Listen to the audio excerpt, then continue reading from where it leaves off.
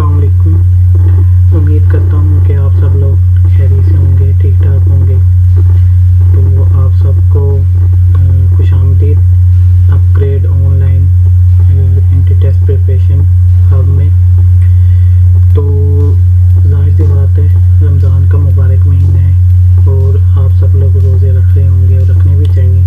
और ये बहुत खुश नसीब होते हैं वो लोग जिनको ये महीना नसीब होता है और वो इसके रोज़े रखते हैं, ठीक है। तो इसी तरह इस मंथ में दुआएं भी बहुत ज़्यादा कबूल होती हैं। तो जहां आप अपने लिए दुआएं करते हैं वहां पे दूसरों को भी दुआओं में याद रखें, ख़ास तौर पे उम्मत मुसलिमा को और पूरी इंसानियत के लिए, क्योंकि इस वक्त हम सबको जिसकी सबसे ज़्यादा ज़रूरत है वो दुआओं की है। क्योंकि जिस तरह के हालात है वो आपके सामने है, तो हमें दुआओं की ज़्यादा ज़रूरत है। खैर चलें, हम आज अपने टॉपिक की तरफ आते हैं। तो आज की जो वीडियो बनाने का मकसद ये है कि बहुत से स्टूडेंट्स पूछ रहे थे कि मतलब कि किस तरह हम ई कैट के लिए अप्लाई कर सकते हैं। तो जाहिर सी बात है, आप लोगों को पता है कि ई कैट क्या है। मैं बहुत दफ़ा इसका बता चुका हूँ। खैर मैं फिर इसकी थोड़ी सी डिटेल बता देता हूँ कि वो बच्चे जो कि इंजीनियरिंग यूनिवर्सिटीज़ में, ठीक है, गवर्नमेंट सेक्टर की इंजीनियरिंग और बेस्ट यूनिवर्सिटीज़ में, ठीक है, बेस्ट इंजीनियरिंग फील्ड में एडमिशन लेना चाहते हैं, ठीक है। ख़ासतौर पे यूईटी होगी, उसमें बीजेडी होगी, पंजाब यूनिवर्सिटी के इंजीनियरिंग डिपार्टमेंट, इसके अलावा और बहुत सी दूसरी यूनिवर्सिटीज़ हैं, उनके इंजीनियरिंग डिपार्टमेंट्स में एडमिशन लेना चाहते हैं। तो उनको एक ग्रैंड टेस्ट होता है, ठीक है, ई कैट, वो देना पड़ता है। तो इनमें एडमिशन लेने के लिए ई कैट का देना ज़रूरी है। लेकिन एक और बात ये है इसमें कि बहुत से लोग समझते हैं कि ई कैट सिर्फ नॉन मेडिकल और आईसीएस के स्टूडेंट्स के लिए, तो ऐसी बात नहीं है। तो जिस तरह मैंने पहले भी बार बार ये बता चुका हूँ कि ई कैट मेडिकल वाले स्टूडेंट्स भी दे सकते हैं। और वो एक क्वेश्चन ये करते हैं कि क्या जब हम टेस्ट देंगे तो उस वक्त वो मैथ होगी, तो उनकी मैथ नहीं होगी, मैथ की जगह उनकी बायो होगी, ठीक है। पैटर्न भी आपको मैं पहले बता चुका हूँ कि 100 MCQs होंगे, जिसमें 30 MCQs होंगे फिजिक्स के जो सबके लिए कॉमन होंगे, ठीक है। उसके बाद केमिस्ट्री होगी और जो कंप्यूटर वाले होंगे उनकी केमिस्ट्री की जगह कंप्यूटर होगी। और उसके बाद जो है मैथ होगी, ठीक है। जो नॉन मेडिकल के और आईसीएस के स्टूडेंट्स हैं और डीई के स्टूडेंट उनके लिए मैथ, जबकि जो मेडिकल के स्टूडेंट हैं उनके लिए बायो होगी उसकी जगह। और बाकी 10 MCQs जो होंगे वो इंग्लिश के होंगे।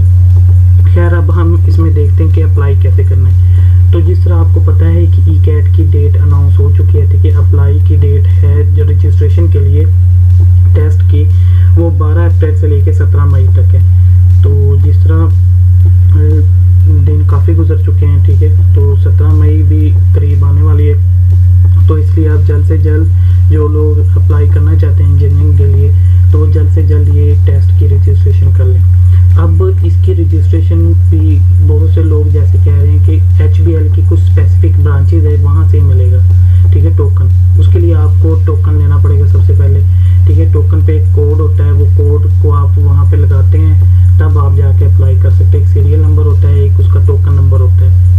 तो बहुत से लोग, अब जाहिर सी बात है जिस तरह के हालात है, लॉकडाउन वगैरह लग रहा है, तो ये इजी नहीं है कि वो बैंक्स में जाके टोकन लें। इसके अलावा वो है स्पेसिफिक ब्रांच, हर ब्रांच पे अवेलेबल नहीं। जिस तरह मुल्तान की, लाहौर की कुछ एचबीएल की ब्रांचेज है जहाँ पे टोकन है। अब बहुत से लोग बहुत दूर दूर रहते हैं, जिस तरह गाँव वगैरह में या काफ़ी दूर दूर रहते हैं, तो उनके लिए ईजी नहीं है कि वो बैंक जाएँ और वहाँ पर लाइनों में लगे रोज़े की हालत में। तो ये उनके लिए बड़ा मुश्किल है। तो इस चीज़ का इस दफ़ा यूईटी ने बेहतरीन एक हल निकाला है कि आप घर बैठे खुद टोकन की फ़ीस पे करके अप्लाई कर सकते हैं। तो वो कैसे कर सकते हैं, बहुत से लोगों को पता चल भी गया होगा, लेकिन जिन लोगों को नहीं पता तो उनको आज हम यही बताएंगे कि वो कैसे घर बैठ के फ़ीस पे करके घर बैठे 5 मिनट में अपना अप्लाई कर सकते हैं। तो खैर उसके लिए सबसे पहले आपने अगर अप्लाई करना है तो उसके लिए आपको आना पड़ेगा यूईटी की वेबसाइट पे।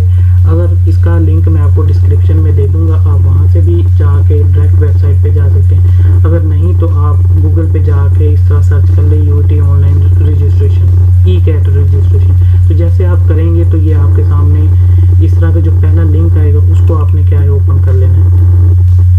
तो जैसे ही आप इसको ओपन करेंगे, ठीक है, तो आपके सामने इस तरह का डिस्प्ले आ जाएगा, ठीक है। तो सबसे पहले इसमें से हम वही चीज़ों को डिस्कस करेंगे जिनसे हमारा काम है, बाकी चीज़ों को हम नहीं देखेंगे, ठीक है। अब यहाँ से आप लोग देख सकते हैं कि यहाँ पे वो HBL की ब्रांचेज हैं, ठीक है, जहाँ पे ये टोकन अवेलेबल है। तो इसको भी हम देख लेते हैं। तो सबसे पहले इसके बारे में गेट जहाँ पे लिखा है एडमिट कार्ड, जब आपके पास टोकन अवेलेबल हो जाएगा, आपने टोकन ले लिया है या फिर आपने ऑनलाइन चलान के जरिए अपना टोकन नंबर ले लिया, तो आपने फिर यहाँ पे आना है, ठीक है। अगर टोकन नहीं है फिर आपका यहाँ पे काम नहीं है अभी, ठीक है। तो अप्लाई बेसिकली यहाँ से होगा। अब हम देखते हैं कि टोकन कैसे लेना। अगर तो आप बैंक से टोकन लेना चाहते हैं तो ये यहाँ से आपको पता चल जाएगा कि कौन कौन सी ब्रांचेज है जहाँ से आप ले सकते हैं। तो ये सारी ब्रांचेस गिवन है, ठीक है। लाहौर की ये ब्रांचेज है, कराची, कोयटा, पेशावर, इस्लामाबाद, लेकिन ये पूरे एक, अब लाहौर के लिए सिर्फ 4 ब्रांचेज हैं। हालांकि लाहौर में HBL की कई ब्रांचेज हैं, ठीक है, तो लेकिन ये सिर्फ 4 ब्रांचेज से ही मिलेगा।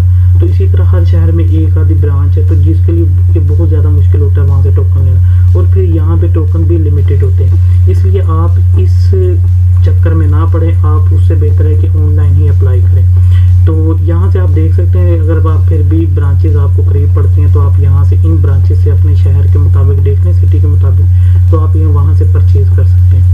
अगर आप ब्रांच से नहीं लेना चाहते, आप ऑनलाइन लेना चाहते हैं, ठीक है, तो आपको फिर यहाँ पे आना पड़ेगा गेट चलान पे, ठीक है। इस पे आने से पहले हम यहाँ पे देख लेते हैं, यहाँ पे कुछ एडवर्टाइजमेंट दी हुई है, ठीक है, ये इंग्लिश और उर्दू वर्जन दोनों में दी है। तो अब एडवर्टाइजमेंट की ज़रूरत नहीं है, लेकिन अगर आप देखना चाहते हैं तो यहाँ पे चेक कर सकते हैं, लेकिन वैसे ज़रूरत नहीं, क्योंकि हर किसी को डेट पता चल गई, यहाँ पे डेट ही मेंशन होगी कि टेस्ट कब होना है, ठीक है। तो उसके बाद ये जो पोर्शन है, instruction to generate admit card, ये लाजमी पढ़नी है इंस्ट्रक्शन।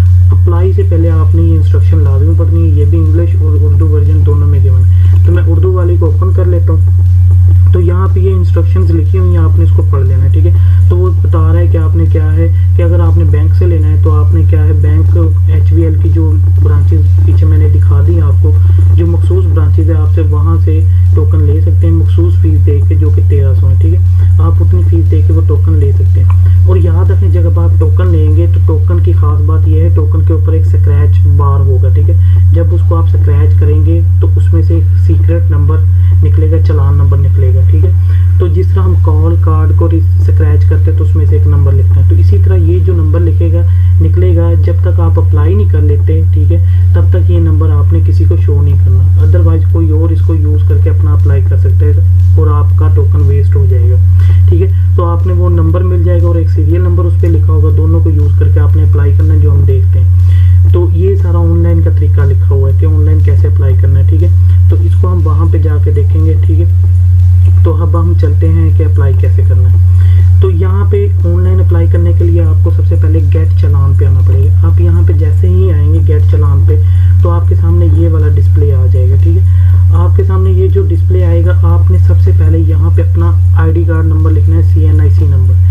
याद रखें, जिन बच्चों के पास CNIC या उनका ID कार्ड नहीं बना, वो अपना बेफॉर्म नंबर लिखेंगे। यहाँ पे फादर का नहीं, अपना लिखना है। बहुत से बच्चे गलती कर देते हैं, वो अपने फादर का ID कार्ड नंबर लिख देते हैं। अगर आपका ID कार्ड नहीं है तो आपका जो बेफॉर्म नंबर है वही आपका ID कार्ड नंबर होता है, आपने यहाँ पे वो लिखना है, ठीक है। तो आप यहाँ पे एक फर्जी लिख देता हूँ, ठीक है। यहाँ पे जो भी आपका होगा आपने वो लिखना है, ठीक है। ये एक मैंने ID कार्ड फर्जी लिख दिया और यहाँ पे मैं कोई नाम लिख देता हूँ, ठीक है। आपने अपना कोई नाम लिख देना है, ठीक है। यहाँ पे मैं अपना नाम तो यहाँ पे जो नाम लिखना है, मैं इस वक्त पूरा नहीं लिख रहा, ठीक है। आपने वो नाम लिखना है जो आपका ID कार्ड, आपके रिजल्ट कार्ड या आपके बेफॉर्म पर है। पूरा नाम जो वहाँ पे लिखा है एज इट इज़ लिखना है, ना उसमें से कुछ कम करना है ना ज़्यादा करना है। जो वहाँ पे लिखना है वही यहाँ पे लिखना है, ये ज़रूरी है, ठीक है। और बेफॉर्म ID कार्ड नंबर भी इख्तियार से लिखना है। उसके बाद जब आप लिख लेंगे, फिर ये जो शो हो रहा है कोड, आपने एज इट इज़ नीचे इसको लिख देना है, ठीक है। एज इट इज़ आपने इसको लिख देना है, ये लिख लिया। अब जैसे ही आप ये सब लिख लेंगे, उसके बाद आपने यहाँ पे क्या करना है, जनरेट चलान। आप जैसे ही इस पे क्लिक करेंगे तो आपके पास इस तरह का एक चलान आ जाएगा, ठीक है। ये आपके पास एक चलान आ गया। अब ये चलान पे क्या है, ये एक सीरियल नंबर होगा और ये एक चलान नंबर होगा। तो ये जो चलान नंबर है, ये वही नंबर होता है जो आप जब अगर बैंक से वो कार्ड खरीदेंगे, ठीक है, जो ई कैट के लिए, ठीक है। वो कार्ड खरीदेंगे, जब वो उसको स्क्रैच करते हैं तो जो नंबर निकलता है वो इस तरह का निकलता है। अब आप कहेंगे वहाँ पे तो ये खुफिया नंबर होता है, यहाँ पे ओपनली शो हो रहा है, इस तरह तो हम डायरेक्ट अप्लाई कर सकते हैं। नहीं भाई, इसमें आप डायरेक्ट अप्लाई नहीं कर सकेंगे। जब तक आप फीस पे नहीं करेंगे तब तक ये नंबर आपका वेरीफाई नहीं होगा, आपका ये नंबर काम में नहीं आएगा। आप वहाँ पे इसको पुट करेंगे तो वहाँ पे आ जाएगा कि पहले फीस पे करें फिर ये आपका नंबर यूजेबल होगा। तो यहाँ पे आपने अपना उसी तरह वेरीफाई कर लेना, आपका नाम जो आपने पीछे लिखा होगा वो आ जाएगा, ठीक है। तो ये सीरियल नंबर और ये चालान नंबर आ गया। अगर आप एडमिट कार्ड लेंगे वही ये फिर खुफिया नंबर होगा, ठीक है। तब ये आप डायरेक्ट पुट कर सकते हैं क्योंकि आपने पैसे पे कर दिए, पैसे पे करके एडमिट कार्ड लिया। लेकिन अभी यहाँ पे वो सॉरी ई कैट का रजिस्ट्रेशन कार्ड लिया टेस्ट के लिए, तो यहाँ पे जो है अब ये डायरेक्ट वो आपको नंबर दे रहा है। इसका मतलब जब तक आप पैसे पे नहीं करेंगे यूजेबल नहीं। अब पैसे कैसे पे करने हैं? देखिए, दो ऐप्स हैं आपने यूज़ करनी। इसके लिए आपका सबसे पहले HBL का अकाउंट होना ज़रूरी है। अगर आपका नहीं है, आपके फादर का, रिश्तेदार, किसी भी फैमिली मेम्बर को HBL वो है, हर बंदे के पास अकाउंट होता है। फैमिली में हर किसी न किसी का अकाउंट होगा ये, ठीक है। तो जिसके पास अकाउंट होगा तो उसके पास ये दो में से कोई एक ऐप लाजमी होगी या दोनों होंगी, ठीक है। तो ये HBL कनेक्ट ऐप है, ये बिल्कुल वैसी ही ऐप है जिस तरह जैज़ कैश है, ठीक है। जैज़ कैश की ऐप है। तो ये जो ऐप जिसका अकाउंट बना होगा उसके पास ये ऐप होगी। अगर नहीं है तो वो इसको प्ले स्टोर से इजीली डाउनलोड कर सकते हैं। इसका लिंक मैं ऐप प्रोवाइड कर दूंगा नीचे, ठीक है, डिस्क्रिप्शन में। आपने कनेक्ट ऐप को लॉगिन करेगा, लॉगिन उसमें वो अपनी बैंक अकाउंट नंबर, ठीक है, उसी तरह वो पिन देगा तो वो लॉगिन हो जाएगा, ठीक है। तो यहाँ पे वो फिर लाइफस्टाइल,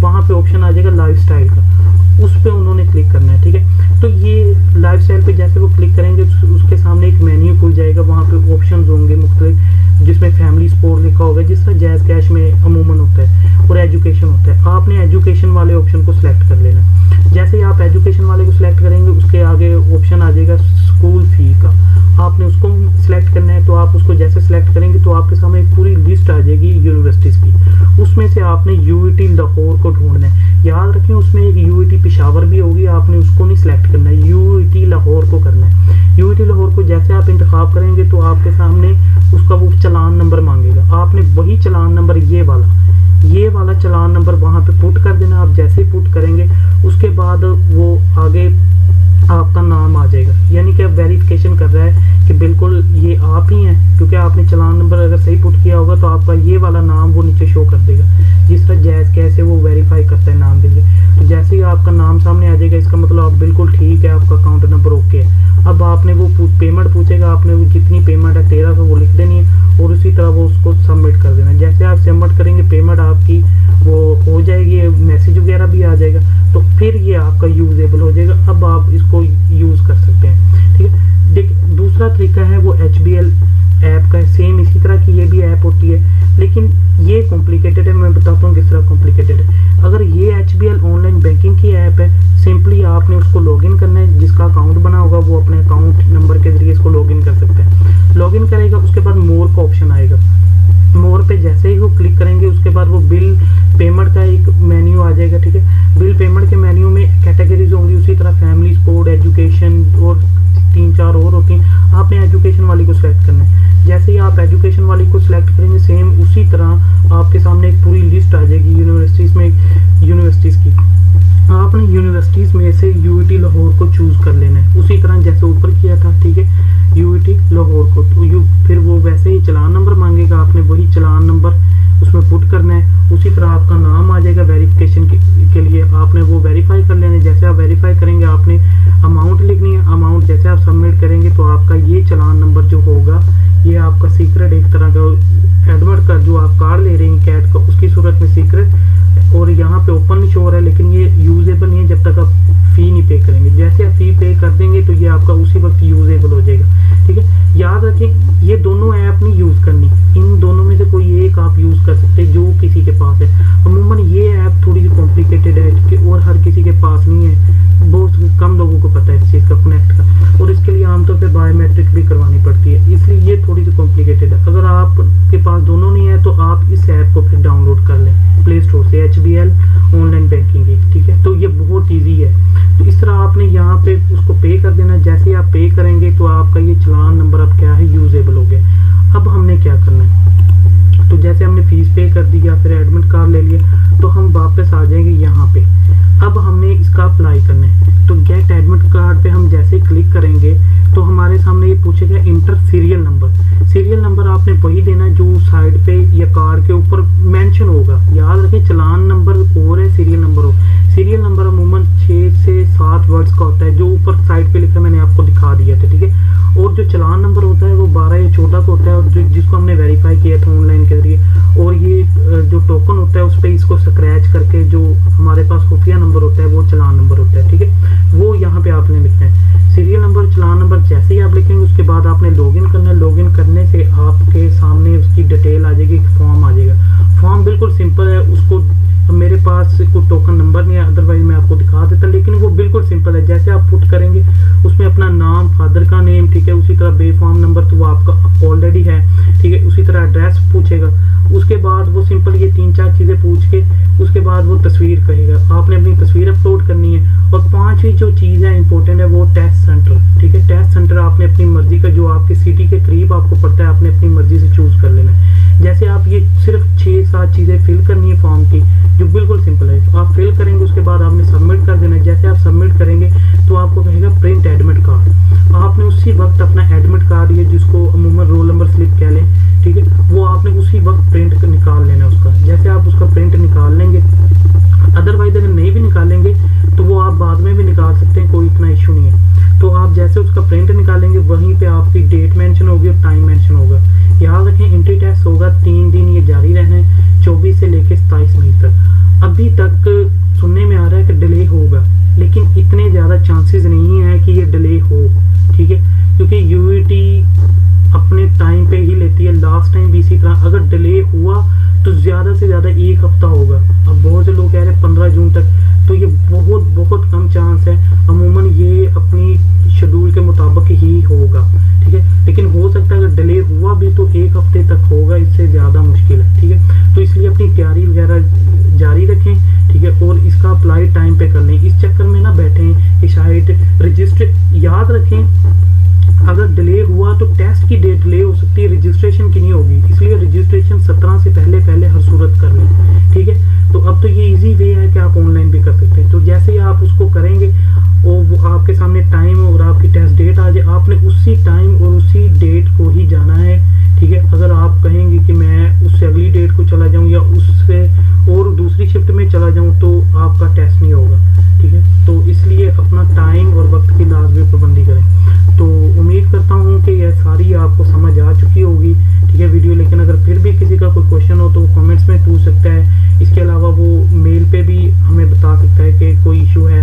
तो इंशाल्लाह इसी तरह आप अप्लाई करें इसका। और मैं फिर ये बता दूं कि इसमें मेडिकल वाले भी अप्लाई कर सकते हैं और वो लाजमी अप्लाई करें। बायोमेडिकल इंजीनियरिंग का स्कोप बहुत बहुत ज़्यादा है, वो खुद नेट पे जाके देखें, ठीक है, तो उनको खुद अंदाज़ा। और इस वक्त जो हालात है उसमें बायोमेडिकल इंजीनियर्स की डिमांड ज़्यादा है। और अगर इसमें नॉन मेडिकल वाले भी कर सकते हैं, ये नहीं कि वो नहीं कर सकते, नॉन मेडिकल वाले भी बायोमेडिकल कर सकते हैं और मेडिकल वाले भी, इसलिए दोनों ही अप्लाई करें। तो इसलिए उम्मीद करता हूँ कि आप लोगों को ये वीडियो पसंद आई होगी। अगर पसंद आई है तो उसको लाइक करें, सब्सक्राइब करें और शेयर करें, और अपना और अपनी फैमिली का ख्याल रखें, और काइंडली सबको अपनी दुआओं में याद रखें, ठीक है, क्योंकि इस वक्त हम सबको दुआओं की सबसे ज़्यादा ज़रूरत है। तो जज़ाकल्लाह।